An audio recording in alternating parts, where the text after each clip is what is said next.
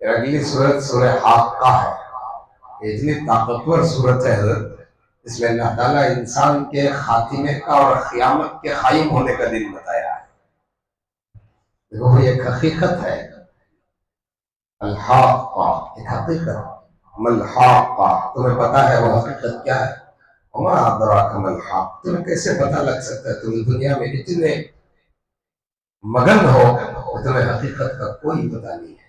वमा अदराका मल हाक्का तुम्हें पता लग भी कैसे सकता है वो हकीकत क्या है? इस हकीकत का इनकार कौम समूद ने किया था तो अल्लाह ने उनको सख्त से सख्त अज़ाब दिया था। इससे पहले जो कौमों ने दुनिया में जन्म लेकर जिंदगी गुजारी थी वो सारी कौमें इस हकीकत का इनकार करी था। अल्लाह ने उनकी ताकतों को तोड़ कर दिखाया। एक कौम के पास अल्लाह ऐसी ताकत दिया था वो पहाड़ को हाथों से खुरद कर घर बना लेते थे। नगलिंग मशीन, सुपर मशीन की अब जरूरत नहीं थी उनको। हाथों से खुरद कर, जैसा हमारे यहाँ मट्टी में खुरद को घर बना, उनके हम पत्थरों में खुरद कर घर बना लेते थे। और इतनी ताकत थी उनमें जैसा हम कोत्मीर के झाड़ को कैसा निकालते थे जेसीबी लाको कैसा करते, दो अंगलियां से कैसा पकड़ को निकालते, बड़े बड़े ताकतवर झाड़ों को वैसा हाथ से हिलाकर निकालते। लेकिन ताकत थी। अल्लाह ने जब हकीकत का उन्होंने इनकार किया तो अल्लाह ने उनको बड़ी सख्त बुजुर्ग और दोस्तों, मजीद का 29वां पारा आया हजरत ने सुना है। कल एक दिन हमारे पास बाकी है और उसके बाद आदमी अपने अपने धुन में रह जाएगा।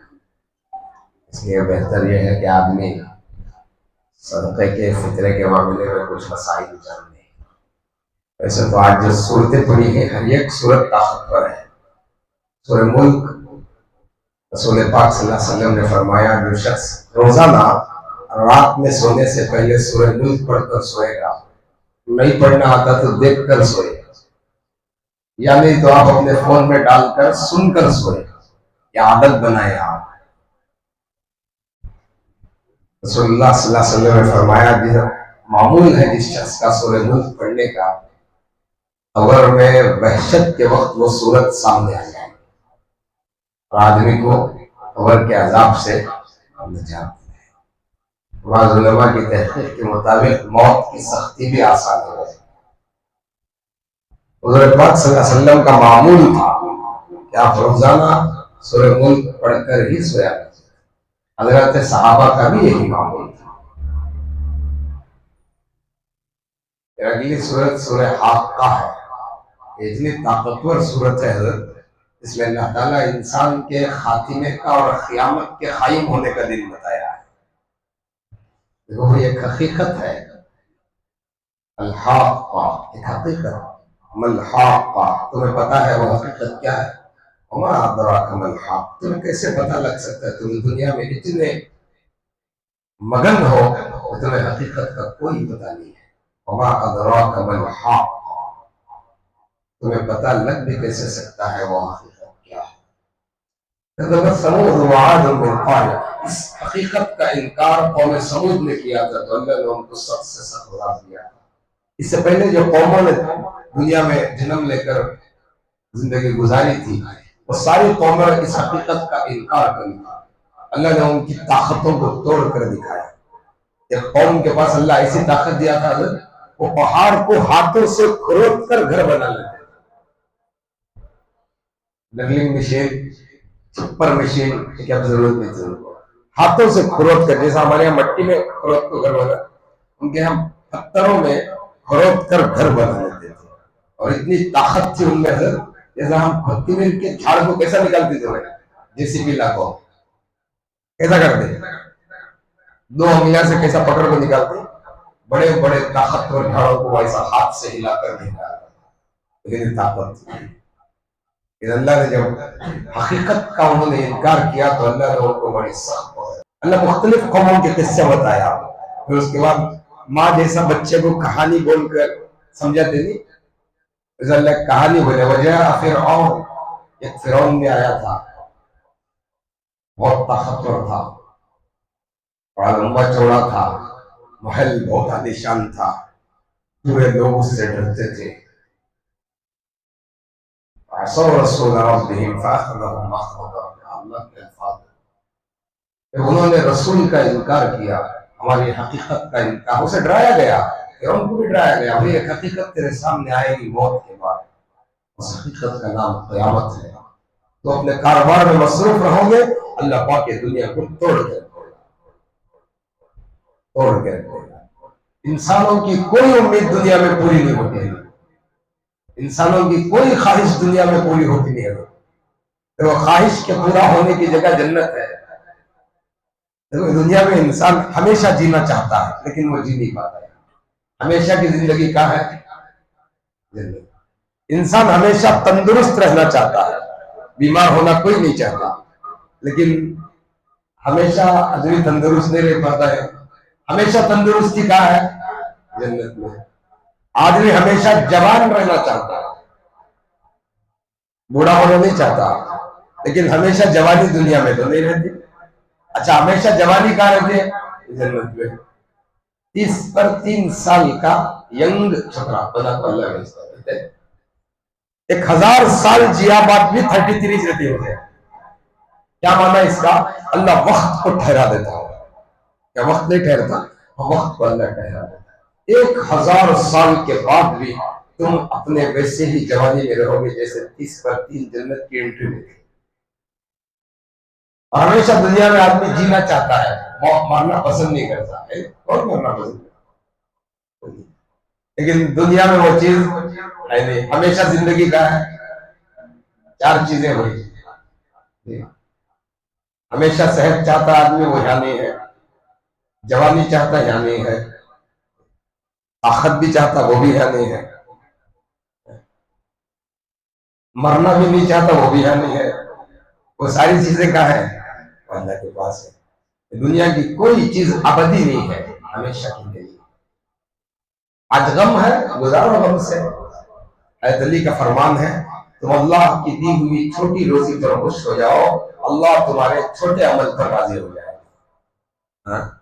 तो अल्लाह की दी हुई छोटी रोजी पर खुश हो जाओ, अल्लाह तुम्हारे छोटे अमल। एक बुजुर्ग की आदत थी खोटे पैसे लेकर अच्छा आइटम देने की। खोटे पैसे ने तो समझ में नहीं आते, तुम खट्टे नोटा लेकर सौदा देते हो। वो तो भी लेती खट्टे नोटा यार, चलती नहीं बोलो। वो बुजुर्ग नाबीना थे, कम आंख वाले थे, रोशनी बूढ़े आदमी को कहाँ दिखता जा, कोई लाइट के उजाले में नहीं दिखता, चिराग के उजाले में कहाँ दिखता है। कोई तदबीर मिला ले बता क्या बात तुझे तो देख को दिया था। मगर उनको मालूम था कि सामने वाला मुझे ठगा रहा है, धोखा दे रहा है, खट्टे नोटा दे रहा है, डुप्लीकेट पैसे दे रहा है, उसको मालूम था। और बुजुर्ग लेते, रोज उनका बच्चा उनको हटाता, क्या पर तुम ऐसा कर दो ना, तुम मालूम होता मालूम बा मुझे लोकल पैसे दे रहा है, और क्या करता क्या कि मजबूरी आ गया। लोग एक तमाशा बना लेते हो बुजुर्ग के पास काम करने। उनका इंतकाल हुआ, उनका बेटा हाथ में देखा, बोले क्या हाल है? बेटा तू बोलता था ना क्या भाई तुम कर रही हो, आज अल्लाह उसी अमल पर मेरी निजात कर दिया। वो कैसा? बोले क्या है तुम्हारे पास? कुछ नहीं अल्लाह मेरे पास, नहीं तुम लोगों को खोटे पैसे लेके अच्छा सौदा देते थे, हम तुम्हारी खोटी जिंदगी लेकर अच्छी जिंदगी देते गए।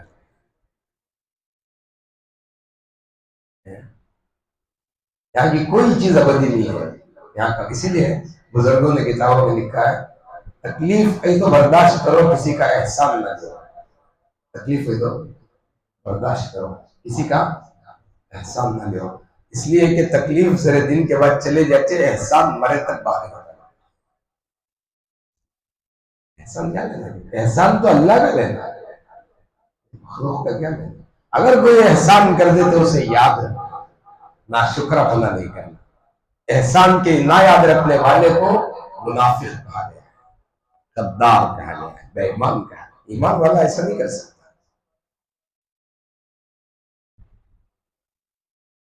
जो चीजें हम दुनिया में चाहते हैं वो यहाँ नहीं है, वो कहाँ है? जिंदगी वो करें जो जन्नत में जाने के लायक हो, जिंदगी वो करें जो जन्नत के लायक हो। मालूम नहीं हमारे को कि हमारी जिंदगी का आखिरी पल कौन सा है। एक आदमी कपड़े बेचता था, मौत के वक्त 10, 20, 30, 40 कर वो मरा। रोज मार्केट में आदत थी उसकी 10, 20, 30, 40 कर वो बोलना। मौत का वक्त आया तो वो अल्फाज बोल। दुनिया कमाने से मना नहीं करते इस्लाम या किसी भी किताब में आप ये नहीं तलाश करेंगे कि आपको अल्लाह ने दुनिया से कमाने से मना किया है। तो ये है कि दुनिया इतनी ज्यादा मत कमाओ कि दुनिया तुम्हारे अंदर उतर जाए। ये होता है कहीं इस दुनिया को बकते बकते न मर जाओ, मरते वक्त कम से कम अल्लाह बोल दो। इमाम अहमद इब्न हंबल रहमतुल्लाह अलैह का इंतकाल हो रहा था, किसी ने उनके कान में तलकीन की ला इलाहा इल्लल्लाह मुहम्मदुर रसूलुल्लाह। इमाम अहमद इब्न हंबल बेहोश थे, होश में आकर कहा, किसको याद दिलाना जिसको मैंने सारी जिंदगी कभी ना भूला। मैं भी उसे नहीं भूला।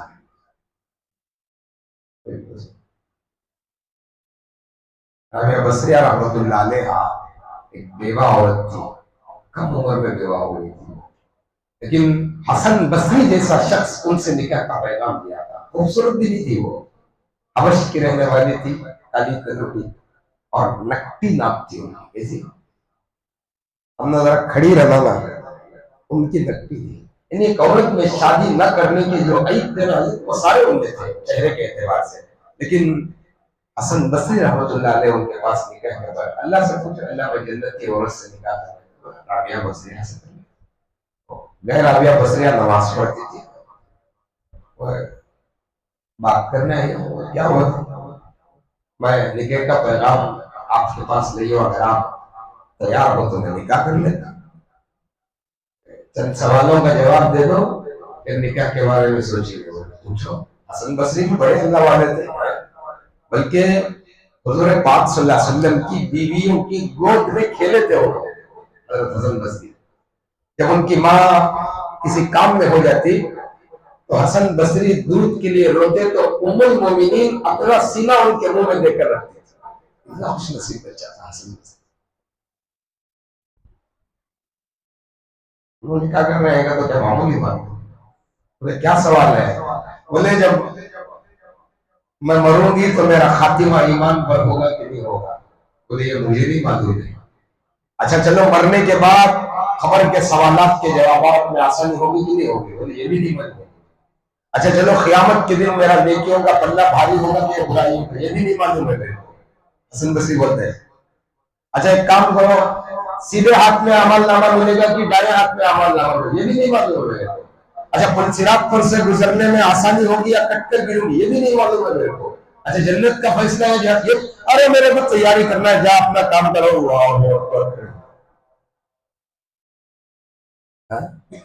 जा अपना काम करो। अब अल्लाह से लग गया तो आदमी को दुनिया बड़ी अजीब लगती है उनको। जुलेखा है ना, जुलेखा हज़रत यूसुफ के पीछे बहुत भागती थी, हत्ता कि औरतें गिला करते थे तो क्या तुझे आ गए सब व्यवहार से मेरे को गुलाम के पीछे। तो एक काम कर रहे हैं, मैं यूसुफ को बुला लगाते हो, पर्दे के पीछे बिठा कर दो, तो पूरा कितने जने ऑब्जेक्शन करें मेकअप पूरे आ गए, एक्सेप्ट एक चाहो तेज हाथ में ले, उनको देखते देखते सेव करना है। रेडी 1 2 3 करो, पर्दा हटे। यूसुफ का हुस्न देखो ना, सेव काटते ना अंगलियां कट को खून जाता था, एहसास नहीं हुआ। एक तो नबी दुनिया का आधा हुस्न अल्लाह उनको दिया था। पूरे वर्ल्ड में और वर्ल्ड के अंदर जितनी खूबसूरती है उसमें का 50% हिस्सा हज़रत यूसुफ को अकेले दिया था। जानवर उनको देखकर फिदा हो जाते थे। तो आगे पीछे मरती उन्हें औरत जुलेखा।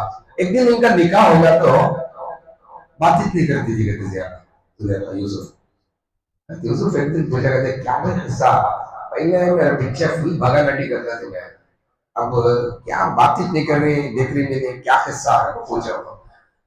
मैं बड़ा अच्छा जवाब क्या दी करते हो यूसुफ, जिस वक्त मैं तेरे पीछे पड़ी थी उस वक्त मेरा ताल्लुक अल्लाह से नहीं हुआ था, तब मुझे तू बड़ा अच्छा दिखता था। अब मेरा दिल अल्लाह से लग गया है, दुनिया की हर चीज मुझे अधूरी नजर आती है। मेरा कल्ब अल्लाह से लग गया है, अब मुझे मखलूक की हाजत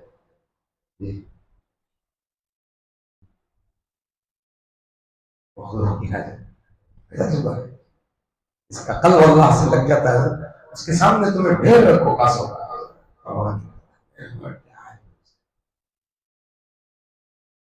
दिल नहीं लगा सर में आइडिया बनाता है कासा कमाने के।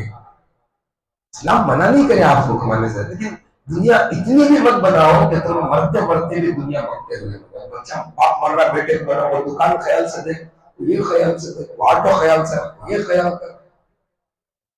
ऐसी दुनिया का नशा दिल में उतार कर न जियो, इसलिए कि तुम मुसाफिर हो।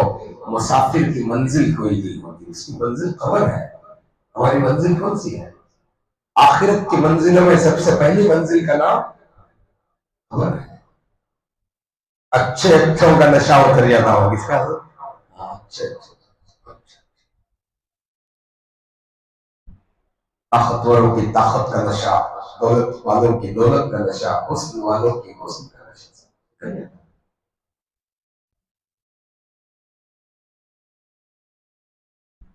लज्जतों को तोड़ने वाली चीज का नाम मौत है। क्या है?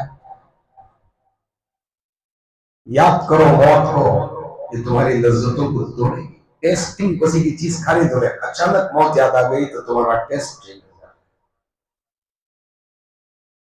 बहुत खुश है आप, अचानक कोई आके आपसे कहे कि तुम्हें मरना है तो आपका जरा चेहरा बदल जाता है। हज़रत उमर रज़ी अल्लाह तआला अन्हु अपने पास एक परमानेंट खादिम को रखे थे।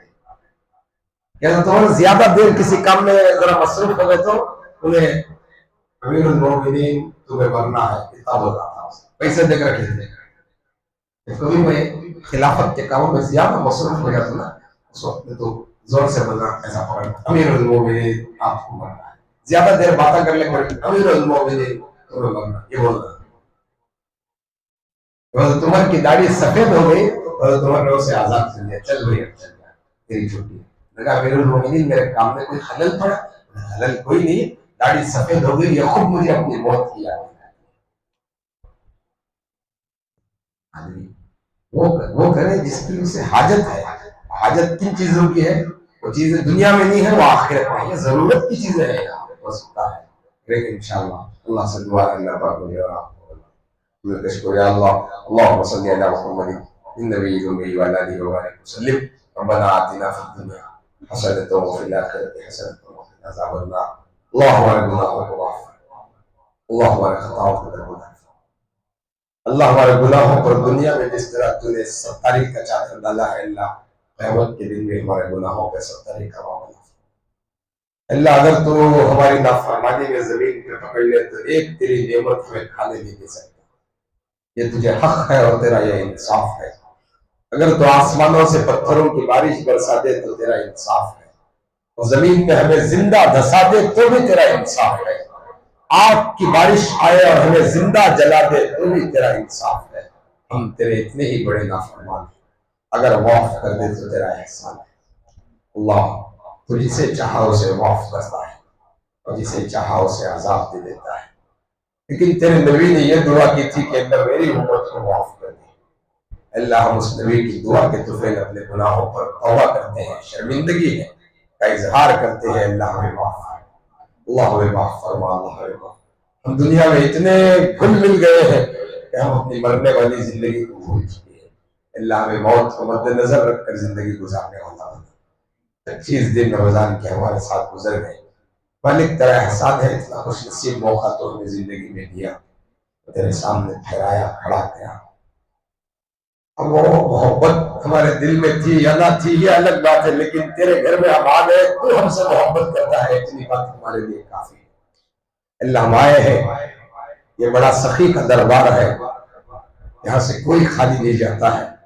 कुल कायनात की जरूरतों को पूरा करने वाले अल्लाह हमें माफ कर दे, अल्लाह हमें माफ कर दे, अल्लाह हमें माफ कर दे, अल्लाह हमें माफ कर दे, अल्लाह हमें माफ कर दे। हमारे बीवी बच्चों को माफ कर दे, हमारे रिश्तेदारों को माफ कर दे। अल्लाह जुमला मरहूमीन की मग़फ़िरत फरमा। जो आज मस्जिद में खड़े होने के लिए कब्र में जाकर तरस रहे हैं, अल्लाह उनकी मग़फ़िरत फरमा।